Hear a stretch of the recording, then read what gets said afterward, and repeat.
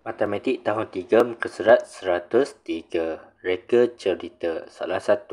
Lengkapkan cerita.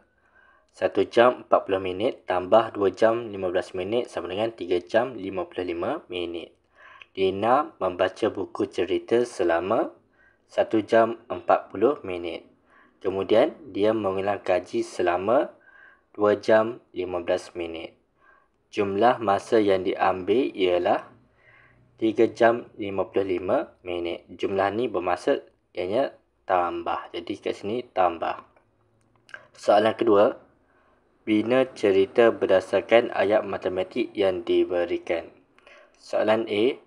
9 darab 8 minit sama dengan 72 minit.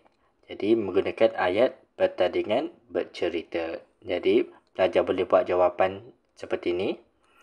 9 orang pelajar menyertai pertandingan bercerita.